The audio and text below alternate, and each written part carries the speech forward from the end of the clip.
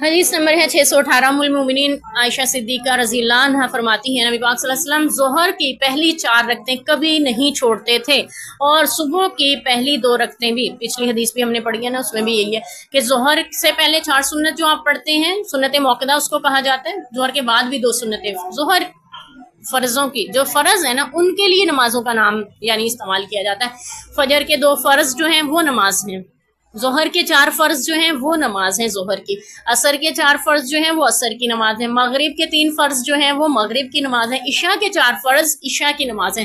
باقی جو ساتھ ہم سنت نفل پڑھتے ہیں یہ زائد ہیں، سنتیں وہ ہیں جو نبی پاک نے نفل پڑھے ہمارے لیے سنت ہو گئے، اور نفل جو ہم پڑھتے ہیں وہ زائد پڑھتے ہیں۔ اب کہ ہم نے چلو وضو تو کیا ہوا ہے، ویسے تو توفیق کم ہی نصیب ہوتی ہے کہ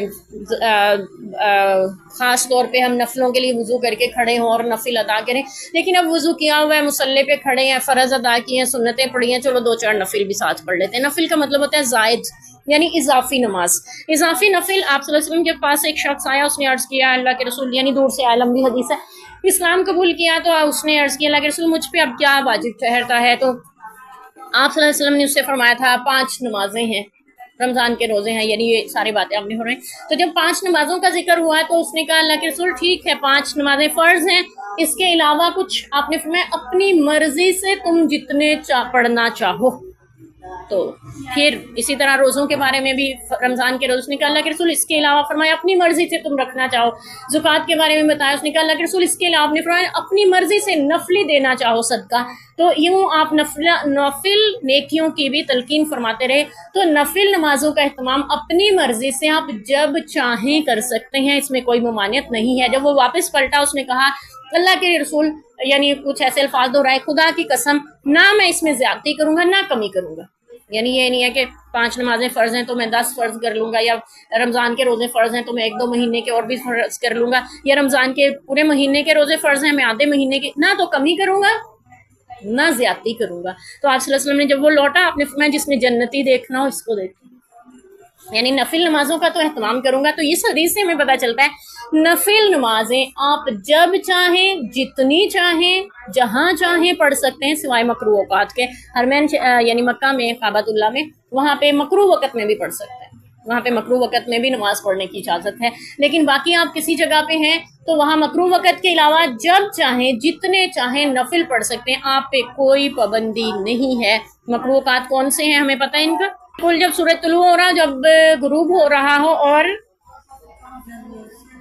جب بالکل سر پہ ہو سورج، اور اس کے علاوہ فجر کے بعد جب تک سورج طلوع نہ ہو جائے، فجر کی نماز پڑھ لی ہے، اور عصر کے بعد جب تک سورج غروب نہ ہو جائے، ان 2 وقتوں میں، اور 3 وہ مکروہ وقت یعنی کہلاتے ہیں، 5 اوقات میں نماز پڑھنا منع۔ اس کے علاوہ جس وقت میں آپ چاہیں، یاد رکھیے یہاں بھی مکروہ کا لفظ آتا ہے، حرام نہیں ہے، اسی لیے آتا ہے کہ کسی شخص کی اگر نماز چھوٹ رہی ہے اور اس کے پاس اتنا سا وقت ہے کہ اگر وہ وضو کر کے آئے مصلی پہ کھڑا ہو تو 1 رکعت پڑھ سکے گا، سورج غروب ہونا شروع ہو جائے گا، مکروہ وقت شروع ہو جائے گا، تو پھر بھی اس کو چاہیے اپنی نماز پوری کر لے۔ یعنی سجدہ کرنا حرام نہیں ہے، مکروہ ہے، نا پسندیدہ ہے، نہیں کرنا چاہیے، رکنا چاہیے اس وقت میں سجدہ کرنے سے، لیکن مجبوراً اگر کوئی اپنی نماز پڑھ رہا تھا اور سورج غروب ہونا شروع ہو گیا تو پھر وہ اپنی نماز پوری کر سکتا ہے، اس پہ حرام نہیں ہو جاتا۔ لیکن مکروہ اوقات کے علاوہ آپ کسی بھی وقت جتنے چاہیں نفل پڑھ سکتے ہیں۔ یہیں سے ہمیں یہ بات بھی پتہ چلی کہ رمضان کی رات میں آپ چاہیں ساری رات نفل پڑھیں، ٹھیک ہے؟ جیسے ہمارے ہاں لڑائی اور بحث شروع ہو جاتی ہے نا، 8 تراویح پڑھنی، 20 پڑھنی، 30 پڑھنی، 35 پڑھنی، کیا بحث کی ضرورت ہے؟ نفلی قیام ہے، اللہ کے نبی نے فرمایا رات کا قیام کرو، جتنا کسی سے ہوتا ہے اتنا کر لو۔ اگر کسی نے سنت پہ عمل کرنا ہے تو وہ اتنا کر لے جتنا نبی پاک صلی اللہ علیہ وسلم کرتے تھے، لیکن وہ اتنا طویل بھی پھر کرے، ٹھیک ہے؟ اس کا یعنی لمبا قیام ہوتا تھا نا آپ صلی اللہ علیہ وسلم کا۔ اگر صرف گنتی پوری کرنی ہے، نبی پاک صلی اللہ علیہ وسلم جتنی رکعتیں پڑھتے تھے وہ بھی پڑھ سکتے ہیں، اور اگر کسی کا دل چاہ رہا ہے وہ زیادہ پڑھنا چاہتا ہے تو زیادہ بھی پڑھے۔ صحابہ اکرام رضی اللہ عنہ سے 36 رکعات تک بھی منقول ملتی ہیں روایات کہ وہ اتنی لمبی بھی نفل پڑھتے تھے رمضان کی راتوں میں، تو آپ بھی پڑھ لیں جتنا چاہیں، کیونکہ نبی پاک نے اس حدیث میں بھی یہی فرمایا کہ تم نفلی طور پہ جتنے چاہو نفل پڑھ سکتے ہو۔ تو نفلوں پہ آپ پہ کوئی پابندی نہیں ہے۔ آپ فجر، یہ جو ہماری ظہر کی نماز ہے، اس کے ساتھ ہم آخر میں فرضوں کے بعد 2 سنتیں پڑھنے کے بعد 2 نفل پڑھتے ہیں، آپ 2 پڑھیں، 4 پڑھیں، 8 پڑھیں، 10 پڑھیں، عصر تک پڑھتے رہیں، کوئی مسئلہ نہیں، ٹھیک ہے؟ صرف دو لازمی نہیں ہے، یہ نماز کا حصہ نہیں ہے، زائد چیز ہے آپ کے اوپر. تو آپ جتنے چاہیں نفل پڑھ سکتے ہیں. عصر کے بعد سورج غروب ہونے تک کوئی نفل نہیں ہے، لیکن مغرب پڑھ لیا، مغرب سے لے کے عشاء تک پھر نفل پڑھتے رہے، کوئی مسئلہ نہیں ہے. پھر عشاء پڑھ لیا آپ نے، عشاء سے لے کے تہجد تک آپ چاہیں نفل پڑھتے رہیں. یہ الگ بات ہے کہ ہمیں سونے کا بھی حکم دیا نبی پاک صلی اللہ علیہ وسلم نے، آپ آرام بھی کر سکتے ہیں. ہر روز رات کا پورا قیام نبی پاک نے اس کو ناپسند فرمایا ہے اور اس سے روکا بھی گیا ہے. تو بہرحال ہمیں اللہ تعالیٰ نمازوں کے اہتمام کی توفیق عطا فرمائے، اور نوافل جتنے چاہیں آپ پڑھ سکتی ہیں، جب چاہیں مکروہات کے علاوہ پڑھ سکتی ہیں. اللہ تعالیٰ ہمیں ان کے التزام کی بھی توفیق دیں.